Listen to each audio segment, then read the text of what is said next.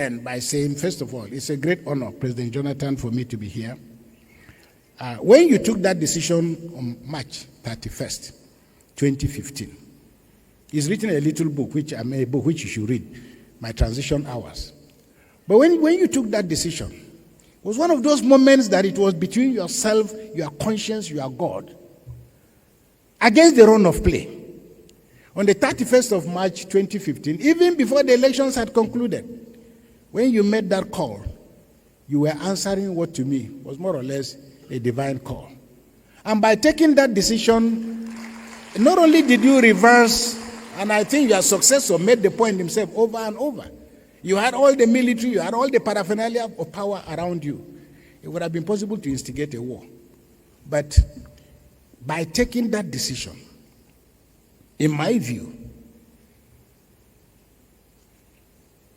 the people of Athens entrusted into your hands a touch of hope, a touch of what democracy should look like.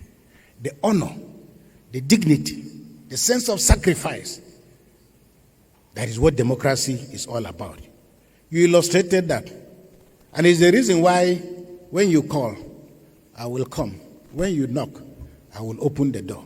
Because right now, I had to excuse myself from a meeting of the Catholic Bishops' Conference of Nigeria, which is still on. Our meeting is finishing actually on Sunday. But I had to excuse myself to be here because I thought it was a great honor for me, to be with you. But please, General Theophilus Danjuma, one of our greatest statesmen, President Obasanjo's colleague, once said, very often, the voice of the devil is not so far from the voice of God.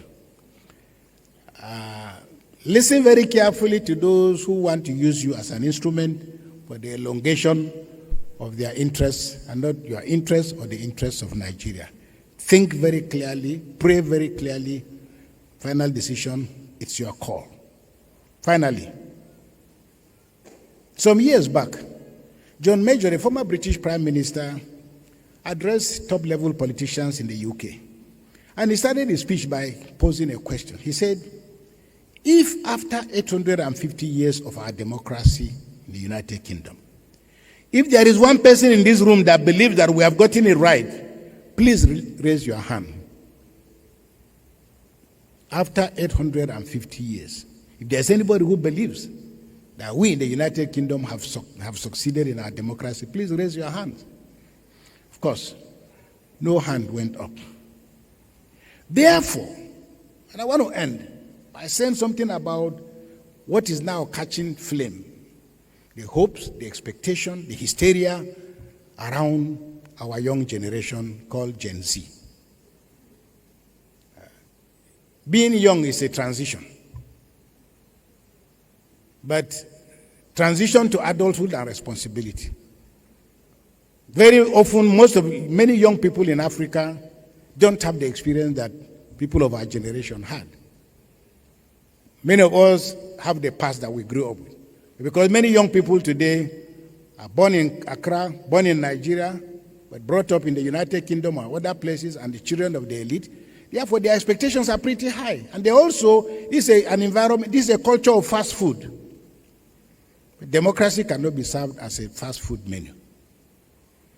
Taking responsibility to govern is not the same as wanting or aspiring to participate in the meal of corruption. Because very often many people in Africa, many young people in Africa, many groups that feel disadvantaged, rather than focusing on the real things, what do we need to do? What kind of discipline do we need to put in place? Because if you want to be president tomorrow, governor next tomorrow, we should see the signs today. There is a saying among the beggars in northern Nigeria, who are the Muslim beggars, that if Friday is going to be good, that is based on the gifts I will be given, I will see it on Wednesday. So if you want to be president of Nigeria or Ghana or your country, begin to study the mistakes that those who came from behind have made. Begin to understand the history, how this struggle has come through. It is no use to pretend that simply just knowing how to kick a football means that you can play like Messi. It's not going to be so. I remember I used to watch Ronaldinho when he was a young man. But Ronaldinho said sometime when he was being interviewed, he said, look, my brother and I, we used to spend 8 hours just practicing. So when you see Ronaldinho do the things he does with the ball, it's not because the ball is in his feet. So, I make the point. Tolstoy once said, all unhappy families are unhappy differently. The reason why democracies have failed somewhere may not be the same with the reasons why democracies have failed in our own situation. But democracy has survived through tough times and has suffered afflictions. Democracy has survived cancers, it has survived demagogues, mobsters, empires, emperors, narcissism, apartheid, and other forms of evil.